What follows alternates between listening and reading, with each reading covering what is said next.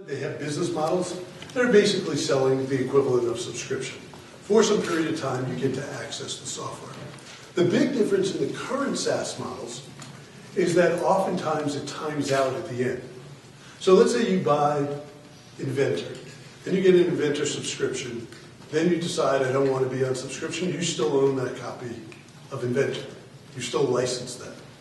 When you look at some of the SaaS models out there today, on the day you stop paying that subscription, you're cut off. Well, look at Revit, for example. When Revit was first developed by Revit Corporation, right. Their initial model was to sell it on a month-by-month subscription, right. with the built-in capability that if you ever didn't pay the subscription, you could open models, view them, and not be able to save. Exactly. Autodesk has maintained that because Revit today, anybody can have a copy of Revit installed. It runs for 30 days. Yep. That's a full working version, and then it's a free viewer. Yep. So the capabilities are there. So what I think you will see in these SaaS models is going towards more subscription-based models.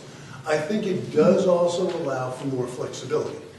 So for example, the idea of some time unit other than a year, it gives you more flexibility that way. It gives you more flexibility in terms of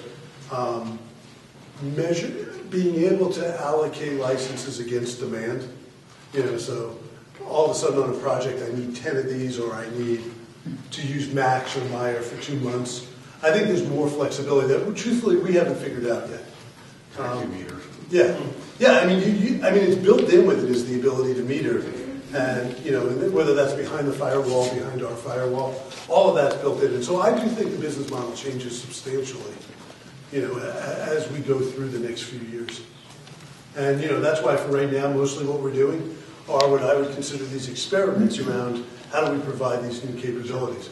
I mean, I think you also get the other thing, which I don't know is a good idea or not, but we've certainly been thinking about it, is you can almost get back to the future, about things about charging for the amount of computing time.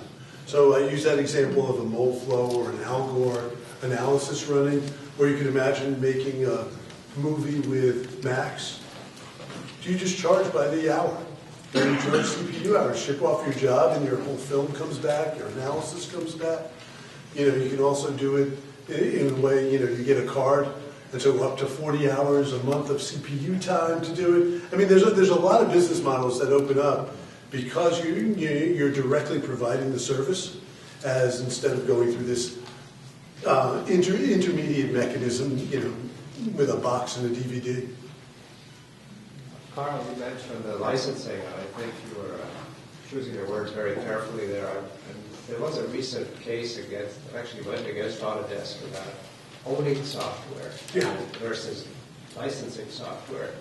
In that case, of somebody that had acquired AutoCAD was allowed to sell it on eBay, and the court ruled that he could do that, whereas Autodesk was challenging him, saying that he could not because it was licensed. I wonder if you would comment on that. Sure. And forecast how that might change the licensing agreements in the future.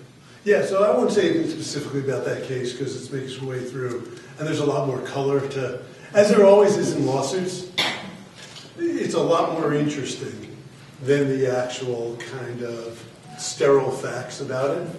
When you get to just the sterile facts, it's our belief that, and our business is based upon the fact that we license software to people. And that's the agreement that people execute. The entire software business runs around the fact that it's a license. I think in some ways, it's a little bit of shooting at the tail right now. And that's often what happens, without getting too political about this. I think it happens in government regulatory agencies. They're often fighting the last war. And so while things work its way through the courts, and by the way, there's about 2 or 3 decisions beyond that one that say that software is licensed and it's not owned. And you can go read all about it. I think it's all changing. If you think about a web-based computing model, the question goes away. What you're doing is you're paying for a service.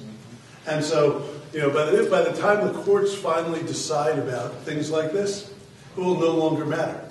And it's in the exact same way that, the regulatory agencies are busy figuring out how to, kind of mutilate Microsoft, where they should be thinking about Google. Google's the one that's going to have a dominant position, just as, while Microsoft was growing its position, the government was focused on, and this is certainly US-centric, but it was focused on IBM. And I think there's this tendency to try to regulate and legislate these things that are understood and behind you in the past, rather than things going forward. And so I think this whole question is really going to be a moot question in the next couple of years, because everybody's going to be paying for services, paying for software as a service.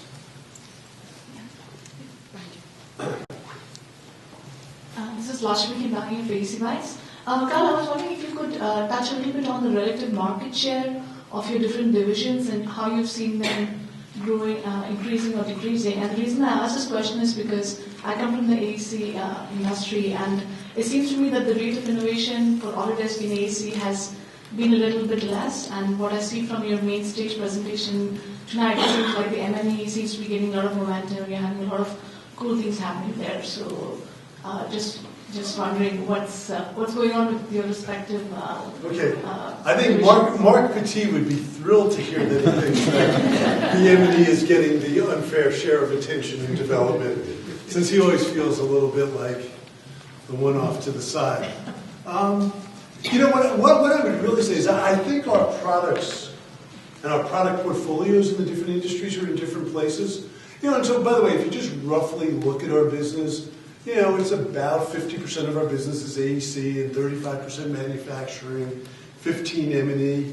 It varies somewhat. One of the really hard things to do, and just so you understand why we always have these vague numbers, it's whether you want to count which group within the company makes the software or what the customer does with the software. So for example, Mark's group, the M&E group, makes 3ds Max, but as you well know, there's a lot of use of it in AEC. And so that's why the numbers between them are a little bit hard for us to, just pinpoint. Have they remained the same though, throughout, or are you finding AEC is reducing or M&E is increasing? It's remained relatively stable. If anything seems to be growing, it would be the manufacturing business has grown. M&E got smaller as the price points of some of the system software came down. So I'm not sure it's any reflection on our emphasis or lack of emphasis on it. It's just the nature of the market and the declining price points for the system software. But, the relative investment we make is almost identical. I mean, we view the markets differently. And I would say what I see in AEC, I think there's a fair amount of innovation that's, in different places. And what you find is at different points in different products life cycle, you're able to do different things with it. And so, for example, we have some very new exciting products in AEC, so things like Newport. We've also gone into other parts of AEC, like you saw in Jeff's thing, the Dragonfly and the showroom. So we're trying to branch out to reach more customers in that market. And we're doing more on the analysis side. And so not as mainstream in AEC, but more structural analysis, more energy analysis. Don't talk into it. Jeff Yoder's Building Design and Construction. In that vein, we're seeing more software packages from Autodesk, more discounts for 3ds Max with Revit or something like that. Are we going to see more? Are we planning for more breaking down of those traditional divisions? Yeah, one of the things that we've seen is, as far as I'm concerned, if you guys didn't know which division any piece of software came from, I'd be totally happy. There's no great reason for anyone outside to know which group produced which piece of software. The more important thing is that the software is appropriate for what the customer's trying to do with it. And so what I think you'll see is we've made